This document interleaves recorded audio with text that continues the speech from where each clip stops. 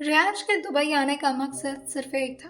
उन्हें अपने एम्प्लॉयज़ को ये बिलीव दिलाना था कि आर्य एम्पायर का सिर्फ एक छोटा सा हिस्सा बंद हो रहा है। इससे उन लोगों की जिंदगी या उन लोगों की नौकरी पर कोई इफेक्ट नहीं पड़ने वाला। और उनके एम्प्लॉयज़ इस बात को समझ भी जाते हैं। एक तरफ जहां उनके एम्प्लॉयज़ की आंखों में खुशहाली की चमक थी, वहीं दूसरी तरफ किसी आंखों में सिर्फ और सिर्फ डर नजर आ रहा था। रियाज को इस वक्त जयशंकर तिवारी जो स्क्रीन पर बैठे देख रहे थे और अपने माथे के पसीने को पोंछते हुए वो खुद से कहते हैं, तो ये मुझे ढूंढते ढूंढते दुबई तक पहुंच चुके। लेकिन रियाज का ऐसा कोई मकसद नहीं था, क्योंकि अगर उन्हें सिर्फ जयशंकर तिवारी को इंडिया बुलवाना होता तो इसके लिए वो खुद दुबई नहीं आते, बल्कि उनके बहुत सारे आदमी ही थे जो ये काम आसानी से कर सकते थे। रियाज अपना स्पीच खत्म करते हैं और फिर वो वापस अपने ऑफिस के चैम्बर में आकर खड़े हो गए थे, जहां से सामने की तरफ वो अपने हो रहे बिल्डिंग के कंस्ट्रक्शन को देखते हुए खुश होते हुए कहते हैं, this is going to be the future of Arya empire. और ये बोलते हुए उन्हें अंदर से सेटिस्फैक्शन मिल रहा था। पीछे से जो सब्जेक्ट फाइल लेकर आता है और रियाज की तरफ दिखाते हुए कहता है, sir I am so sorry to say this but we are in a big loss. Do you really think that this is going to work like building a hospital? And Riyaz उसकी तरफ मुड़ते हुए कहते हैं, and who the hell are you to ask me this? This is my choice, my life, my business, and you just mind your own business. तुमसे कुछ कहा था करने के लिए, have you done that? रियाज ने जोसेफ और अपने आदमियों से जयशंकर तिवारी के लोकेशन का पता लगाने के लिए कहा था। जोसेफ जो रियाज की बात को समझते हुए अपने सिर को हाँ मिलाते हुए कहता है, Sir, location. Yeah, Sir Bhairam is coming. He will tell you about that. और ये बोल करके वो रियांश का परमिशन लेकर के बाहर की तरफ निकल गया था, क्योंकि बहुत सारे काम थे जोसेफ के सर पर। दुबई का सारा काम उसी को हैंडल करना होता था। रियांश के बाद अगर कोई आर्य एम्पायर को संभालता था तो वो जोसेफ था। थोड़ी देर में बहराम आ करके जयशंकर तिवारी का पता बता देता है और ये भी बताता है इसके साथ कि जयशंकर तिवारी अपने ही बहन की बेटी के घर रुके हुए हैं। रियाज समझ जाते हैं कि वैसे भी जयशंकर तिवारी के पास इसके अलावा कोई ऑप्शन नहीं था, क्योंकि यहाँ के होटल्स में रहना उनके लिए खतरनाक साबित हो सकता था। रियाज बैरम से कहते हैं, तो फिर देर किस बात की, चलो मिलकर आते अपने ससुर जी से। दूसरी तरफ इस वक्त जयशंकर तिवारी जो विश्वास को फोन लगा दिए थे, जहां विश्वास अपनी फैमिली के साथ अब काफी ज्यादा सुकून में थे, क्योंकि उन्हें पता चल गया था कि अब एक बार रियांश का कोई टारगेट बन गया तो वो बचने से तो नहीं रहा। और उनके लिए भी अब जयशंकर तिवारी प्रॉब्लम्स ही तो क्रिएट करते थे।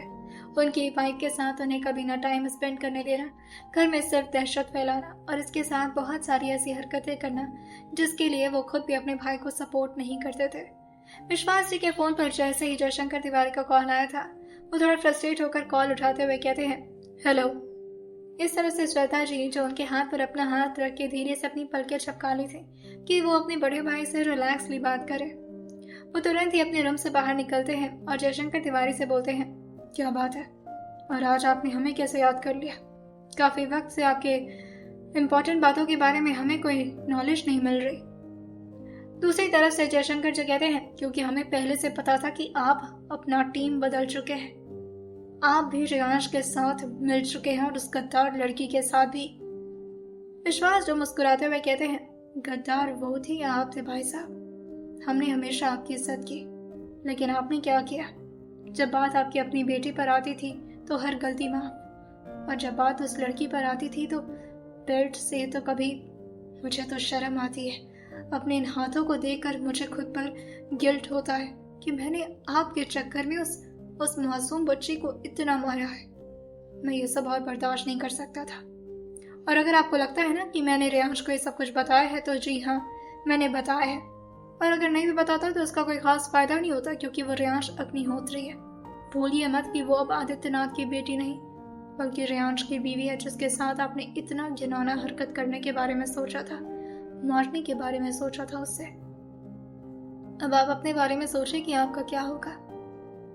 जयशंकर जो फोन को जमीन पर दे पटकते हैं, पीछे से लता जी जो इस तरह का वियर्ड हरकत देखकर जयशंकर से पूछते हैं, क्या बात है मामा जी, आप ठीक तो हैं? लेकिन वो तुरंत ही अपने रूम की तरफ निकल गए थे और काफी गुस्से में कहते हैं, कोई भी मुझे डिस्टर्ब नहीं करेगा, मैं अपने कमरे में जा रहा हूँ।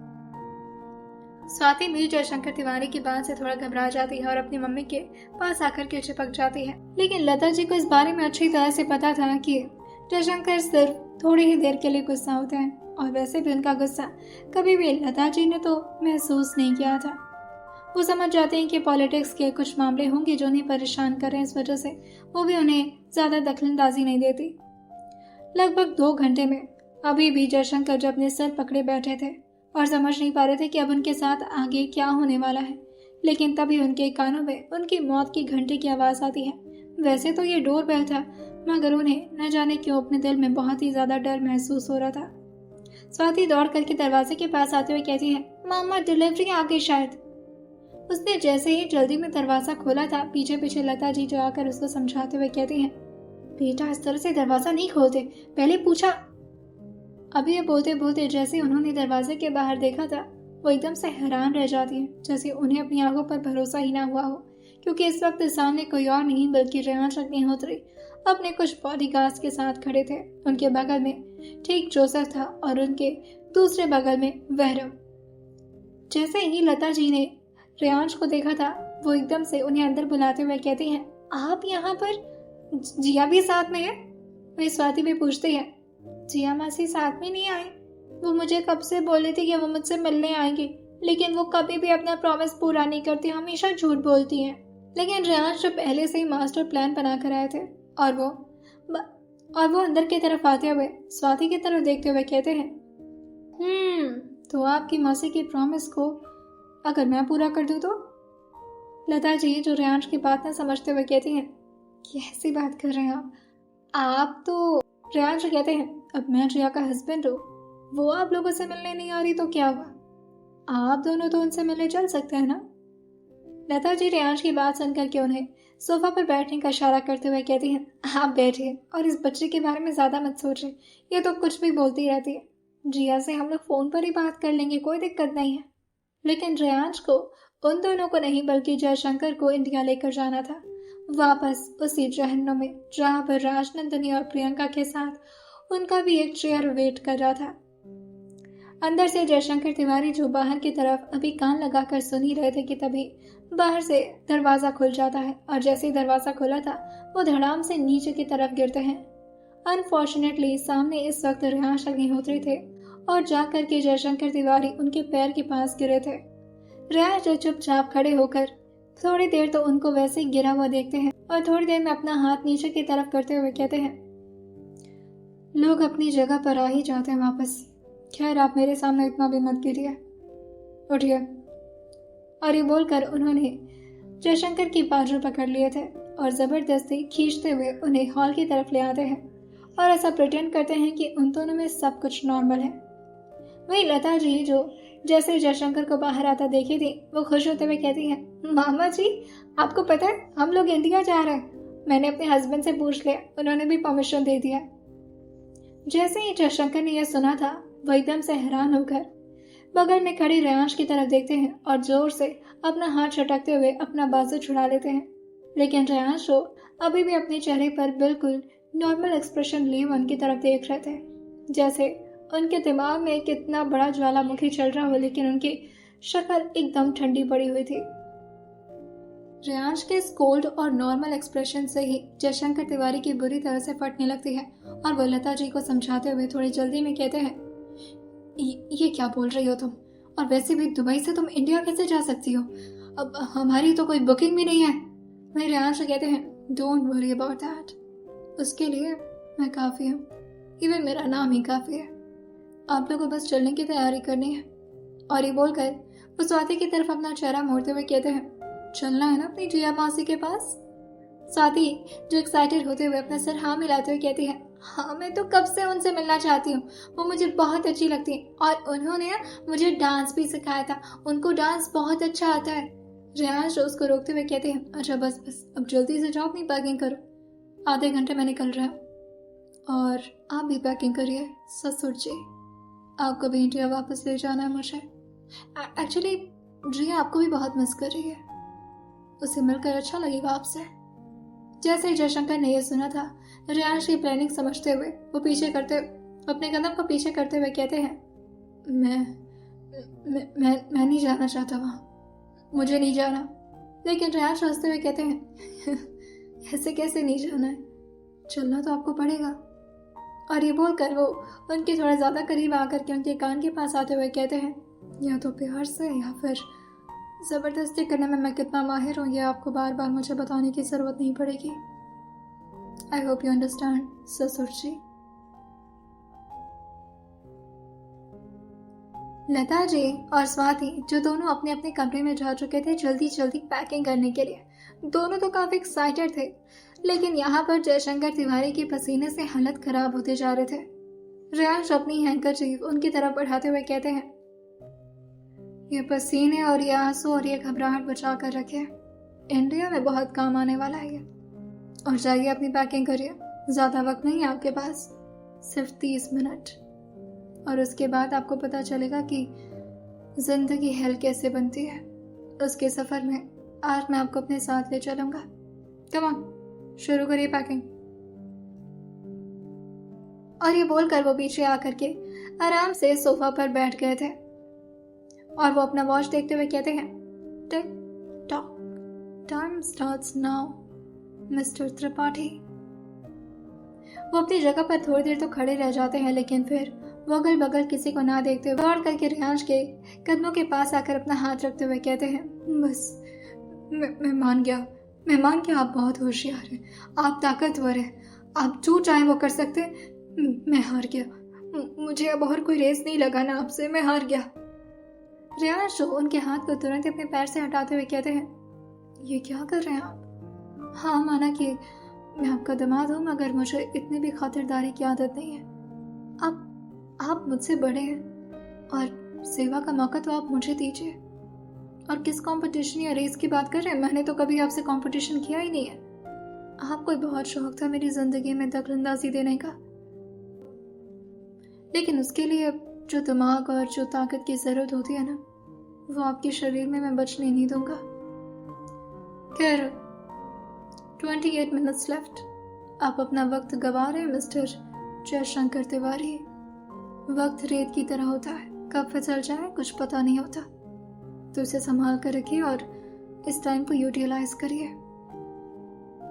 और अब ना चाहते हुए भी जयशंकर तिवारी जो डरते कांपते इंडिया रेयांश के साथ वापस लौट जाते हैं। ये लगभग इंडिया के रात के 2 बजे का वक्त था जब वो लोग इंडिया पहुंचे थे। स्वाति और रेयांश और स्वाति और लता जी को पहले ही अपने मेंशन की तरफ भेज दिए थे अपने बॉडीगार्ड्स के साथ, लेकिन दूसरी तरफ वो जयशंकर तिवारी को अपनी गाड़ी में बिठाए उनको सफर का मजा दे रहे थे। वो अगल बगल देखते हुए पूछते हैं क्या हम घर नहीं जा रहे? रेयांश कहते हैं क्या फर्क पड़ता है, आप घर जाएं, रास्ते में रहें या सड़क पर रहें या कहीं भी ना रहें, अब आपकी जिंदगी या मौत से किसी को कोई फर्क नहीं पड़ता जयशंकर। पता है क्यों? क्योंकि आपने अपनी जिंदगी में लोगों को इतनी तकलीफ दी है ना कि मुझे नहीं लगता मरने के बाद आपको कोई पानी देने वाला भी रहेगा। इवन आपका अपना बेटा भी आपसे मुंह मोड़ लेगा जब उसे सच्चाई पता चलेगी। तो जयशंकर जो कहते हैं मेरे बेटे को इस बारे में कुछ पता नहीं चल सकता, उसे कुछ नहीं पता चल सकता। लेकिन तभी रेयांश हंसते हुए कहते हैं ईशान को सब पता है, और सच कहूं तो जिया को उसी ने बचाया। अगर वो वक्त पर ना आता तो शायद मैं अपनी जान को खो सकता था। आपकी वजह से जयशंकर तिवारी में अपनी जिया को खो सकता था। Can you imagine? और ये बोल करके वो झटके से ब्रेक मारे थे। काफी तेज स्पीड की गाड़ी चलने की वजह से जैसे ही ब्रेक लगा था उसके टायर की आवाज जो दूर दूर तक पहुंचने लगती है। आसपास अब पूरी तरह से सन्नाटा था। अचानक से रेयांश की गाड़ी जिस जगह पर आकर रुके थे वो जगह पूरी तरह से सुनसान था। वहां पर आसपास सिर्फ समंदर की तेज लहरों की आवाजें सुनाई दे रही थी और ऊपर बादल के गरजने की, जैसे अब जयशंकर को अपनी मौत का इशारा ये नेचर भी दे रहा हो। रेयांश जो गाड़ी से बाहर निकल गए थे और दूसरी तरफ से वो दरवाजा खोल करके जयशंकर के कॉलर को पकड़ते हैं और काफी बुरी तरह से उन्हें उसी ब्रिज पर ले आकर के खड़ा कर दिए थे जिस जगह पर जिया की गाड़ी का एक्सीडेंट हुआ था। और रेयांश जो पूल के साइड के पास आते हुए उनको नीचे की तरफ इशारा करते हुए कहते हैं याद है ये जगह जहाँ पर आपने मेरी जिया को मारने की सुपारी दी थी किसी को? और वो उस रेलिंग की तरफ दिखाते हुए कहते हैं, ये वो जगह थी जहाँ पर मेरी जिया की गाड़ी आकर के टकराई थी। और अगर थोड़ा सा भी वक्त आगे की तरफ फिसला होता तो आज मेरी जिया मेरे साथ नहीं होती। यही चाहते थे ना आप? जयशंकर जी अपना हाथ जोड़ते हुए कहते हैं, मुझे जाने दीजिए, मुझसे बहुत बड़ी गलती हो गई। मैं अपनी बदले की आंख में इतना ज़्यादा बेवकूफ़ बन गया था कि अपनी बच्ची को। रियांश उनके मुंह पर काफ़ी ज़ोर से अपना हाथ मारते हुए कहते हैं, अपनी बच्ची तो मत बोलिए उसे। आपने कभी उसे अपनी बच्ची माना ही नहीं। इलेक्शन के नाम पर आपने क्या क्या नहीं करवाया उसके साथ। कहाँ कहाँ से ढूंढने की कोशिश नहीं की, कब कब उसे मारने की चाहत नहीं रखी आपने। कोई अपनी बच्ची के साथ ऐसा करता है? और बताइए मिस्टर जयशंकर तिवारी, अगर वो आपकी अपनी बेटी होती तो क्या आप ऐसा कभी करते? जयशंकर तिवारी अभी भी उनका इशारा समझ नहीं पाए थे, लेकिन तभी उनको एक छोटी बच्ची की चीखने की आवाज सुनाई देती है, जिसकी उम्र सिर्फ 13 साल थी। और जैसे ही वो आवाज जयशंकर तिवारी के कानों में पड़ती है, वो एकदम से हैरान होकर कहते हैं, आरुषि, आरुषि, आरुषि की आवाज कहाँ है वो? रियांश नीचे की तरफ इशारा करते हुए कहते हैं, ब्रिज के नीचे। बेचारी अपनी जान की भीख मांग रही है मिस्टर जयशंकर तिवारी। जयशंकर ने जैसे ये सुना था, वो एकदम से रियांश के पैर पड़ते हुए कहते हैं, मेरी बच्ची को जाने दीजिए, उसकी इसमें कोई गलती नहीं है। जो भी किया मैंने किया, सजा देनी मुझे दीजिए, मारना मुझे मार दीजिए, बट उसे जाने दीजिए प्लीज। लेकिन रियांश को अब उनके गिड़गिड़ाने से कोई फर्क नहीं पड़ने वाला था। वो तो पूरी तरह से निर्दयी बन चुके थे। वो जोर से अपना पैर दे मारते हैं और फिर उनको दोबारा से उठाते हुए कहते हैं, नहीं, अब आपकी बच्ची तो नहीं बचेगी और ना ही आपकी बीवी, इवन आपकी पूरी फैमिली को ही खत्म कर दूंगा मैं। लेकिन अब आपको खत्म करने से पहले आपको एक बार जिया से भी तो मिलवाना है ना। मेरी जिया को बहुत डराया आपने। उसकी डायरी में सबसे ज्यादा अगर किसी का जिक्र था ना, तो वो था आपके खौफ का। वो कितना कांपती थी आपसे, कितना सहम जाती थी। अगर आप मरे तो कम से कम उसके दिल से आपका डर तो खत्म हो जाए, बस इतना चाहता हूं मैं। इसके लिए आपको मेरी बीवी से पहले मिलना होगा। और ये बोलकर वो फिर से उन्हें गाड़ी में बैठा दिए थे। बार बार अभी भी आरुषि की आवाज उनके कानों में पड़ती है और वो बार बार रियांश से रिक्वेस्ट भी कर रहे थे, मगर इसका कोई भी फायदा नहीं होता। लगभग 3:30 बजे तक वो लोग भी अपने मेंशन पहुंच चुके थे। ऋषभ को तुरंत ही जयशंकर तिवारी को हैंडओवर करवा दिया जाता है और उन्हें गेस्ट रूम के अंदर लॉक कर दिया जाता है ताकि वो अपनी जगह से बाहर ना निकल पाए। आसपास कोई खिड़की भी नहीं थी जहां से जयशंकर तिवारी चाह कर भी बाहर निकल पाते। दूसरी तरफ जिया, जो भी एक करवट किए अपनी आंखें बंद किए आराम से सो रही थी, उसकी आंखों के सामने बार बार कुछ अजीब सा नजारा घूम रहा था जो उसे काफी ज्यादा डरा रहा था। लेकिन जिया चाह कर भी अपनी नींद से बाहर नहीं आ पा रही थी। अभी उसकी आंखें खुल पाती उससे पहले ही उसके कान के पास आकर कोई डरावना सा जीव जो अचानक से कहता है, जिया। जिया ने जैसे ही सुना था वो एकदम से अपनी जगह से उठ जाती है और कांपते हुए कहती है, कौन? लेकिन अभी वो आगे कुछ बोल पाती उससे पहले ही किसी ने अपना हाथ, जो कि पीछे से ले आकर के जिया के बाजू पर रख दिया था और झटके से उसे अपनी तरफ टर्न कर देता है। लेकिन जिया जो तुरंत ही अपने चेहरे को नीचे की तरफ करते हुए अपने दोनों हाथों से अपने चेहरे की तरफ हाथ रख ली थी ताकि सामने की चीज को वो देख ना पाए, और काफी डरते हुए कहती है, जय हनुमान जी, जय हनुमान जी, जय हनुमान जी, बचाइएगा मुझे, जय हनुमान जी। तभी उसे किसी के हंसने की आवाज सुनाई देती है और ये आवाज काफी नॉर्मल लग रही थी, जिससे जिया डर रही थी। उसकी आवाज बिल्कुल भी उसे मैच नहीं करती। जिया धीरे से अपने हाथों को अपनी आंखों से हटाती और अपनी आंखों को खोलकर सामने की तरफ देखती है तो ये रियांश अग्निहोत्री थे, जो कि काफी टाइम से उसको डराने की कोशिश कर रहे थे। जिया जैसी रियांश की तरफ देखी थी, वो जोर से पिलो लेकर उनके सर पर फेंकते हुए कहती है, ये क्या तरीका था? हाँ, और आप यहाँ क्या कर रही थी रात में? रियांश उसे कहते, मैंने तो तुमसे पहले ही कहा था, तुम अपनी आंखें खोलोगे उससे पहले ही तुम्हें मैं नजर आऊंगा। क्या वो डर गई? कितना पसीना हो गया तुम्हें। जिया जो उनको पीछे धक्का देते हुए कहती है, आपने मेरी जान ले ली थी। जैसे ही जिया ने यह बोला था, रेयांश उसके गाल को जोर से अपनी तरफ खींचते हुए कहते हैं, जान, तुम्हारी जान लूंगा मैं। Are you out of your mind? अपनी जान की जान ले सकता हूँ मैं? जिया जो रेयांश की बातें सुनकर के हल्का सा मुस्कुराती है, लेकिन फिर से गुस्सा करते हुए कहती है, मैं आपसे बात नहीं कर रही हूँ। आपने बहुत गंदा डराया मुझे, और इतने सुबह सुबह आने की जरूरत नहीं थी आपको। अभी कितने बज रहे हैं? भूतों की तरह आ गए। और वह फिर से करवट बदल करके लेट जाती है। वहीं पीछे से रेयांश भी उसके साथ चिपकते हुए लेटते हैं और धीरे धीरे अपने फिंगर टिप्स को ले जा करके उसके वेस्ट पर रखने लगते हैं। जिया को रेयांश के ठंडी ठंडी हाथों को महसूस करके अच्छा तो लग रहा था, लेकिन वो प्रिटेंड कर रही थी कि उसे रेयांश की इन सारी हरकतों से काफी गुस्सा आ रहा है। रेयांश ने ले जाकर के अपने चेहरे को जिया के चेहरे पर रख दिया था और धीरे धीरे अपने होठों को उसके गर्दन के अगेंस्ट ब्रश करते हुए कहते हैं, अगर गुस्सा शांत हो गया हो तो कुछ मिल सकता है मुझे। देखो, मैंने अपना वादा पूरा किया है जिया। मैं जिया भी काफी नॉर्मली पूछती है, और क्या चाहिए आपको मुझसे? रेयांश ये सुन करके तुरंत ही उसका करवट बदल कर अपनी तरफ से दिखाते हुए कहते हैं, तुम अच्छे से जानती हो मुझे क्या चाहिए।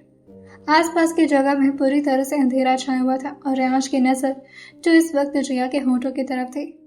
जिया जो अपने हाथ को ले जाकर के रेयांश के होंठों की तरफ रखते हुए कहती है, कुछ नहीं चाहिए आपको मुझसे, ठीक है? और ना मैं कुछ दे रही हूँ, चुपचाप से सो जाइए।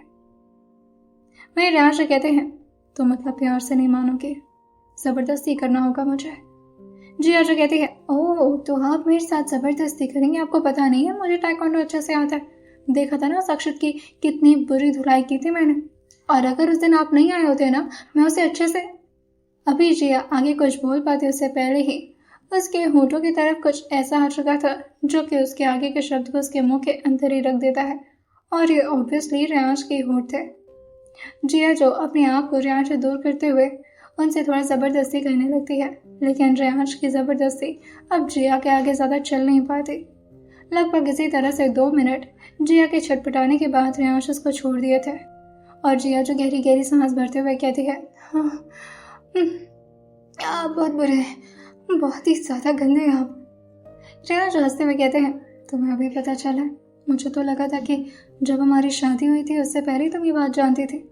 रेयांश की बातें सुन करके जिया भी हल्का सा स्माइल करती है और उसी अंधेरे में रेयांश से थोड़ा चपकते हुए कहती है, वैसे अगर सुनने का मूड हो तो कुछ पर्सनल बातें बताना चाह रही थी आपको अपने बारे में, लाइक मेरी कुछ पर्सनल फैंटेसी है।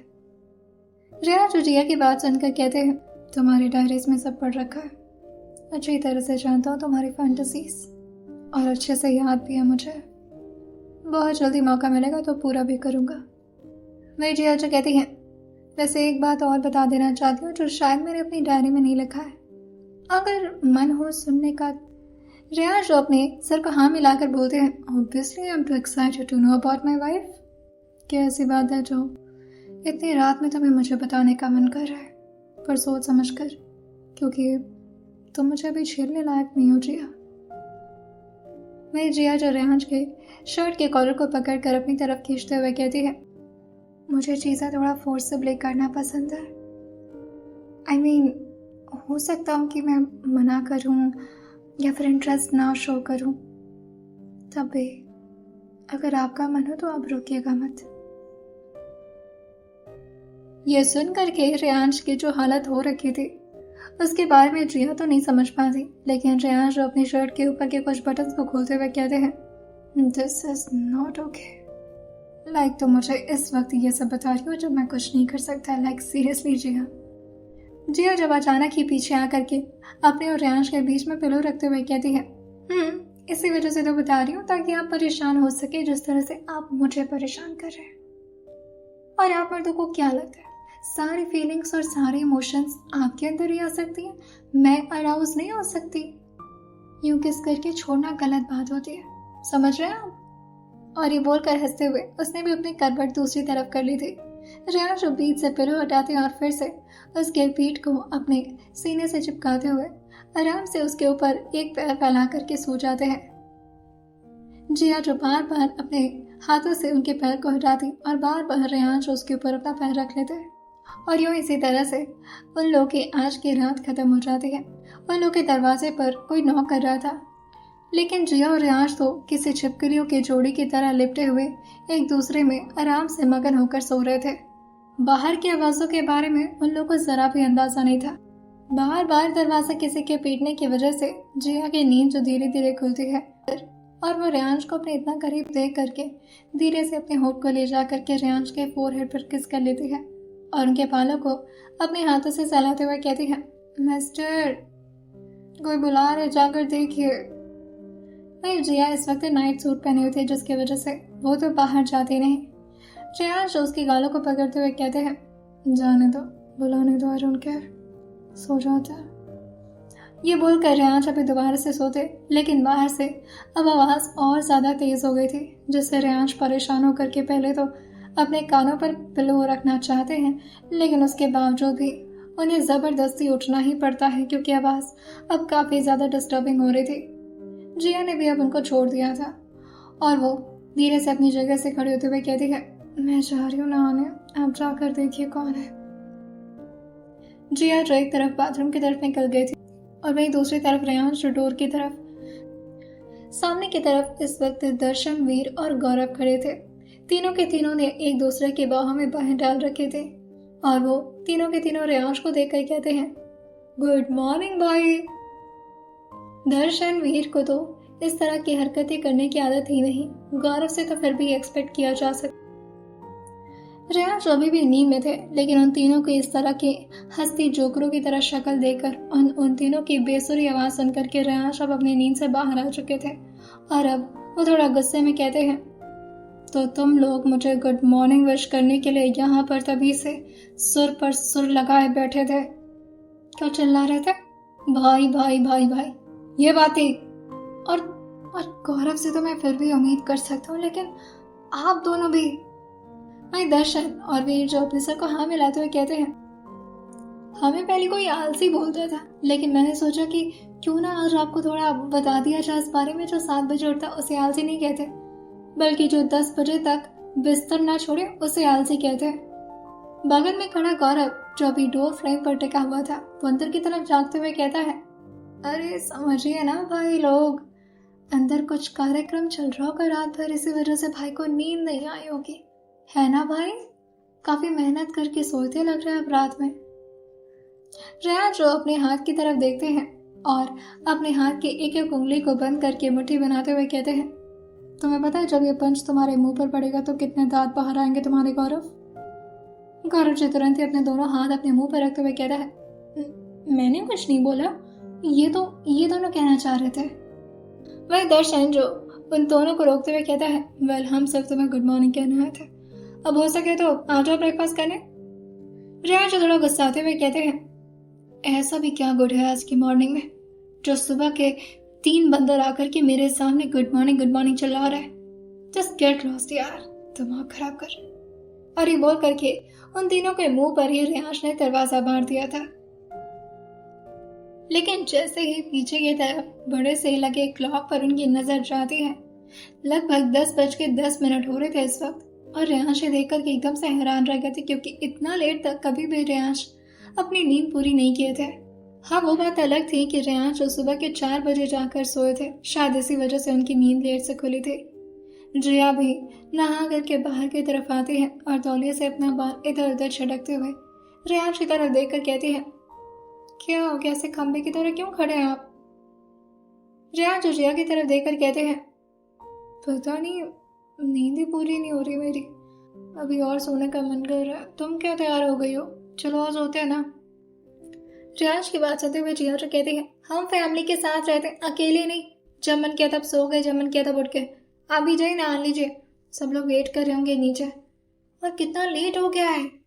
जिया ने भी अभी जाकर के क्लॉक की तरफ देखा था और वह जल्दी जल्दी तैयार होने लगती है। वही रेयांश भी बिना मूड के जा करके बस बाथरूम में शावर लेते हैं और वो भी बेमन से तैयार होकर के जिया को पीछे से करते हुए कहते हैं, एक बार और नहीं सो सकते? जिया जो कहती है, आप नशे करके आए क्या? नहीं। रेयांश कहते हैं, नहीं, काफी टाइम बाद तुम्हें चिपका कर सोने का मौका मिला था, कितना आराम से मैं टेडी बियर की तरह तुम्हें चिपकाया था, और ये तीनों आकर के। वे जिया जो हंसते हुए कहती है, अब तो आपको हमेशा मौका मिलेगा मुझे टेडी बियर की तरह चिपकाने का, क्योंकि अब तो आपकी बेबी थोड़ी हेल्दी हो गई है, तो उसको अपनी नीचे दबा दबा करके ना दोबारा से पतला कमज़ोर कर दीजिए आप। और ये बात ना मैं सा करके सबको बताऊंगी कि आप मुझे अपने नीचे रख के सोए थे। और ये बोलते हुए जिया जो रूम के बाहर की तरफ निकल जाती है। रियांश उसको पीछे से देखते हुए कहते हैं, सोच समझ कर बोलना, कहीं ऐसा ना तुम्हारी बातें तुम्हारे ऊपर ही भारी पड़ जाए। और ये बोलते हुए रियांश अपने फ़ोन को लेकर बाहर की तरफ आ रहे थे, लेकिन जैसे उन्होंने बाहर की तरफ कदम रखा था और वो गैलरी